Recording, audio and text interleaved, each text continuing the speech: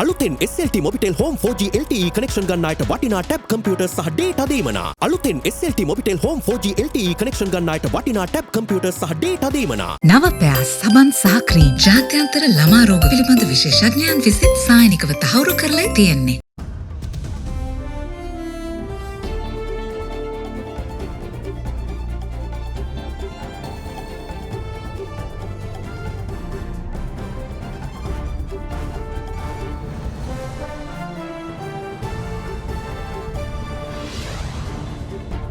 In your headlines tonight, Neighbourhood First.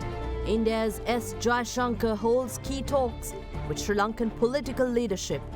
Yet another pact on financial support in the offing. Force majeure situation. Sri Lankan Airlines suspends flights to Russia as airline restrictions impact operations. Enhancing regional cooperation. BIMSTEC officials urged to capitalize on Asia's growth. The busiest international shipping route in the world lies in the Indian Ocean just south of Sri Lanka. All this and much more coming up tonight on First at 9, this Monday, the 28th of March 2022. 100ක් දක්වා ඉසොරි නැති 100ක් සුසිනිඳු කෙස් කලමක් ලබා දෙයි. Dove Anti-Dandruff. From AdaDerana, this is AdaDerana First at 9. Live from Studio 24 in Colombo.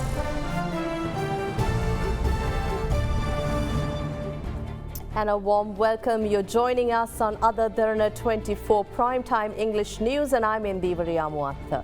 In the run-up to the 5th Bay of Bengal Initiative for Multi-Sectoral Technical and Economic Cooperation Summit, or BIMSTEC, which inaugurates in Colombo on Wednesday, the 22nd Senior Officials Meeting of BIMSTEC met this morning with the participation of representatives from the 7 member nations.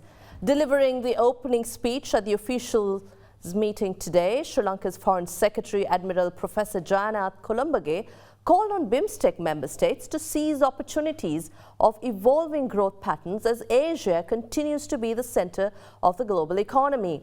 Hosted by the Sri Lankan government, the 7-nation BIMSTEC summit will be chaired by President Gotabaya Rajapaksa, and Indian Premier Narendra Modi will join virtually on the 30th of March. The senior officials meeting of BIMSTEC, which is the forerunner for the ministerial meeting and the Bay of Bengal Initiative for Multi-Sectoral Technical and Economic Cooperation Summit, kicked off in Colombo earlier today. BIMSTEC senior officials meeting was attended by senior officials representing Sri Lanka, Bangladesh, Bhutan, India, Nepal, Thailand and Myanmar. Delivering the opening remarks, Foreign Secretary Admiral Professor Derana English called on the BIMSTEC to utilize opportunities of global growth whilst accelerating trade and growth in the region. The Bay of Bengal has today taken center stage in international politics due to its economic and geostrategic importance. As you are probably aware, the busiest international shipping route in the world lies in the Indian Ocean just south of Sri Lanka. About 40,000 ships ply this route every year, and half the global traffic in containerized cargo and 75% of fossil fuel traverse this area. Asia is increasingly the center of world economy. By 2040, the continent is projected to account for more than half of the global GDP and about 40% of global consumption. This is a diverse region, but its different parts have complementary characteristics, and powerful networks are developing within Asia. BIMSTEC member states account for a significant part of the world economy, with economic powerhouses such as India and Thailand, as well as emerging and growing economies such as Bangladesh, Nepal and Myanmar and Sri Lanka. This region has shown a huge potential for growth over the past decades. I propose that the BIMSTEC must seize the opportunities of new growth patterns and accelerate activities of trade and investment within our region. The ministerial meeting will be held tomorrow, while the 5th BIMSTEC summit itself will inaugurate on Wednesday, the 30th of March. President Gotabaya Rajapaksa will chair the summit with leaders and representatives of the 7 member countries in attendance. Some leaders will attend the summit virtually. Now, Sri Lanka has sought a further $1 billion financial assistance from India. Indian External Affairs Minister Dr. S. Jaishankar, who is in Sri Lanka to attend the 5th BIMSTEC summit, met with President Gotabaya Rajapaksa, Prime Minister Mahinda Rajapaksa and Minister of Finance Basil Rajapaksa.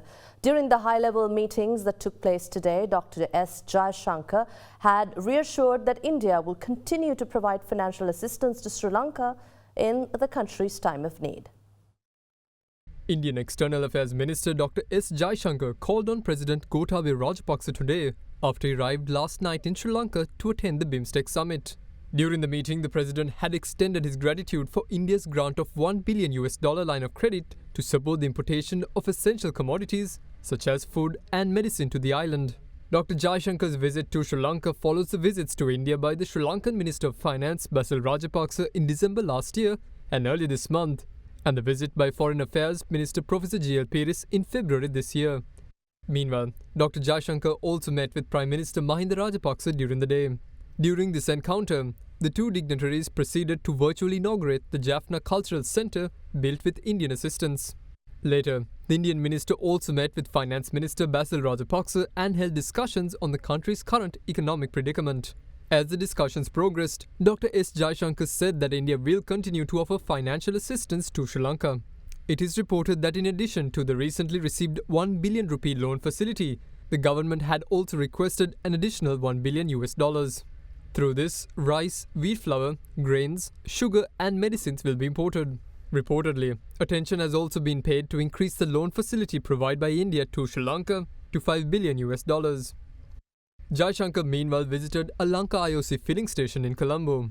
Taking to Twitter, the Indian Foreign Minister said that Managing Director of Lanka IOC had briefed him on the fuel supply situation in the country. He also said that the $500 million Indian line of credit to Sri Lanka is helping the Sri Lankan people in their everyday life. Former chairman of the Human Rights Commission of Sri Lanka, Professor Pratibha Mahanamahewa, highlighted the need for Sri Lanka to introduce and implement the constitutional right to recall, allowing citizens to remove or replace elected members of parliament who engage in bribery or corruption. Speaking at an event on transparency in governance, Pratibha Mahanamahewa said Sri Lanka should now study constitutions of Switzerland and the USA, where their citizens have the mandate to act against their leadership if found to have committed corruption. A conference organized by the Urban Citizens Organization to create awareness on the importance of transparency in governance was worked off last evening at the Foundation Institute in Colombo. Speaking here, former chairman of the Human Rights Commission of Sri Lanka, Professor Pratibha Mahanamahewa, highlighted the absence of powers vested by the constitution for the public to exercise when their elected representatives engage in corruption and misappropriation. Now, when you see the constitution, Article 4A is very important. What Article 4A say? The legislative power of the people shall be exercised by Parliament, consisting of elected representatives of the people and by the people, it's clearly said. But the sad thing today, in our constitution, we don't have any mandate to recall them. What do you mean by recall? If they are doing any misconduct, if they violate the law in the country, or as well as if they are doing certain type of taking bribery and also involved in corruption, our constitution is not a perfect one. But in Switzerland, 50,000 people sign and give a petition, he will lose the seat. Japan, Germany, USA 2003, the mayor lost. 12% signed and gave, he is doing corruption things. So the issue in Sri Lanka, how we can recall them, that we must see perfectly. Now, Sri Lanka has received a new shipment of diesel today and is expected to be unloaded to the distribution network tonight. Despite long queues outside fuel stations and claims of a shortage of fuel stocks for supply, Energy Minister Gamini Lokuge reassured to end the fuel crisis as early as possible. Today, a shipment of 37,000 metric tons of diesel arrived in Sri Lanka. According to the Ministry of Energy, unloading of the gasoline stocks is expected to commence tonight. Speaking at a media briefing today, Energy Minister Gamini Lokagay said that his ministry is currently working on addressing the shortage of fuel stocks in the country. He has repeatedly assured that sufficient diesel and petrol stocks will be made available in the country, putting an end to long queues at fuel stations.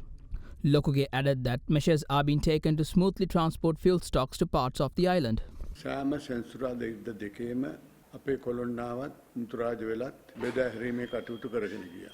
එතකොට හැම කොළඹ ගම්පහ කළුතර කියන shed වලට නම් සෑහෙන ප්‍රමාණයක් තෙල් අරලා තිනවා. අපිට තාම ගැටලුවක් තියෙන ඉල්ලුම ප්‍රමාණයට තෙල් ඇරීමේදී තිරිකුණාමලේට අපුතලේ වගේ ප්‍රදේශ වලට කෝච්චිය යන්නේ නැති හින්දා දැන් අපි ඊයේ රේල්වේ සාමාන්‍ය අධිකාරිතුමාට කතා කරලා කිව්වා තව තෙල් ප්‍රවාහනය කරන බෝගිස් 10ක් 15ක් කොහොම හරි හරි ගස්සලා දෙන්න කියලා අලුත් කෝච්චියක් අපි යොදවන්න කොටගලට යනකම් ඒකම කුරුණෑගලට යන එකට තව වැගන් ටිකක් එකතු කරන්න චයිනා බෝල්ට යනකම්. Meanwhile, on gas, a 3,500 metric ton shipment of liquefied petroleum gas under the Oman Loan Assistance Program arrived in Sri Lanka yesterday. According to Electrogas Lanka, the unloading of the shipment is expected to commence during the day. Meanwhile, speculation surrounding hospital operations being hampered due to shortage of LP gas was refuted by Director General of Health Services Dr. Asela Gunawardana. මේ පිළිබඳව සමහර වෘත්තීය සමිති කතා කරලා තිබ්බ gas නැහැ hospital වල උයන් විදියක් නැහැ කියලා. නමුත් අපි මුළු ලංකාවෙම ඉන්න ආයතන ප්‍රධානීන් ඒ වගේම පළාත් සෞඛ්‍ය සේවා අධ්‍යක්ෂකවරු ප්‍රාදේශීය සේවා අධ්‍යක්ෂකවරුත් එක්ක අපි කතා කරා. ඔවුන්ට ගෑස් ගෙනන අය ඔවුන්ට රෝහලට ප්‍රමුඛත්වය ලබා දීලා ගෑස් මේ වෙනකන් ලබා දීලා තියෙනවා. මේ වෙනකන් ඒ රෝහල් වලට එහෙම දැඩි අර්බුදයක් ආවේ නැහැ. සමහරලාවට පොඩි ගෑස් හිඟයක් එන්න තිබිච්ච තැන් තියෙන්න ඇති. නමුත් අපි සාකච්ඡාවේ කරපු වෙලාවේදී ඒ රෝහල් අධ්‍යක්ෂකවරු පළාත් සෞඛ්‍ය සේවා අධ්‍යක්ෂකවරු ප්‍රාදේශීය අධ්‍යක්ෂකවරු සියලු දෙනාම කිව්වේ ඔවුන්ට එහෙම ගෑස් හිඟයක් බලපෑවේ නැහැ. ඒ නිසා ඒ රෝගීන්ට උයලා දෙන එක පිළිබඳව ප්‍රශ්නයක් අපිට මේ වෙනකන් ඇති වෙලා නැහැ. Central Bank seeks public support on money changes. Details after this break.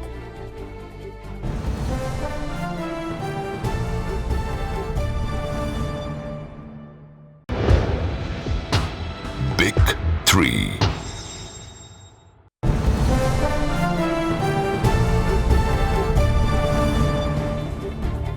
Welcome back. National carrier Sri Lankan Airlines suspended flight operations to Moscow in Russia with effect from today, citing operational restrictions that are outside of the airline's control. Now, Sri Lankan Airlines in a statement explained that restrictions are in the form of international financial and aircraft insurance limits, which have been imposed on Russia due to the ongoing Russia-Ukraine war, directly impacting Sri Lankan Airlines flights to Russia. Accordingly, Sri Lankan Airlines will cease operations to Moscow until further notice.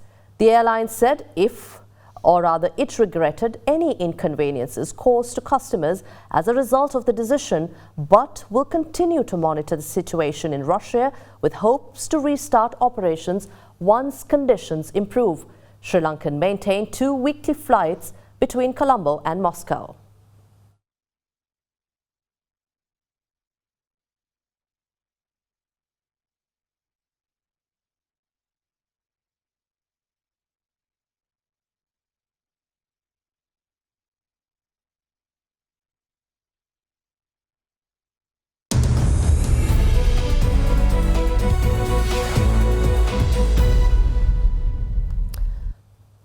And the Central Bank of Sri Lanka is seeking public support to ensure that the Sri Lankan currency remains stable by suspending licenses of money changers who offer an exchange rate higher than the rate offered by licensed banks.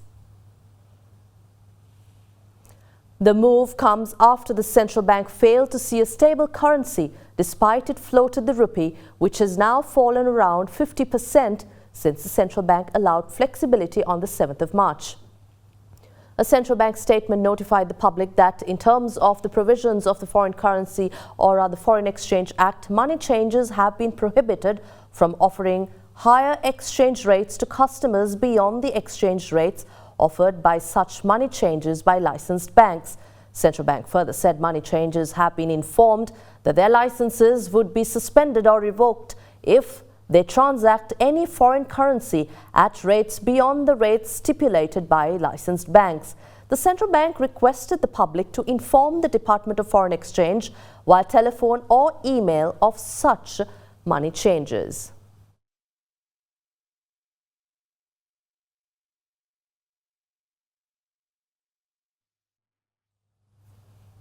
And the Colombo stocks ended in red today as the all share price index lost 313.03 to end at 10,142.29.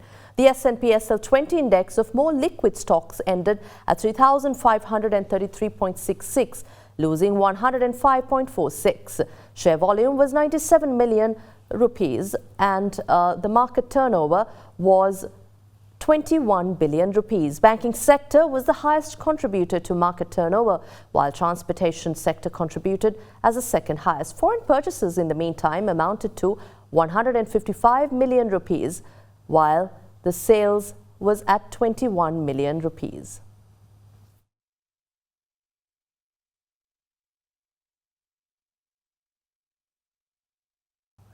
Global oil prices have fallen as China starts to implement a citywide lockdown in Shanghai, an important financial and manufacturing hub. Brent crude lost more than $4.50 a barrel on concerns that the move would mean that demand for oil will fall. The Shanghai Composite Stock Index fell in early trade before regaining most of the losses later in the day. The lockdown, which began on Monday, is China's largest since the coronavirus outbreak began more than 2 years ago. The futures contract for Brent crude, an international benchmark for oil prices, was down by 4% at $115.80 a barrel. Despite the fall, oil remains almost 80% higher than it was a year ago after the war in Ukraine helped to drive up prices.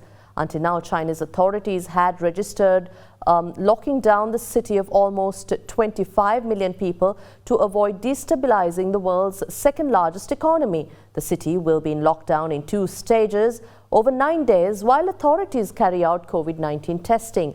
The key financial center has battled a new wave of infections for nearly a month, although case numbers are not high by some international standards. And that's all from the news tonight. But before we end, we leave you with visuals from the star-studded red carpet at the Oscars, where the 94th Academy Awards red carpet was in full swing on the theme, Movie Lovers Unite.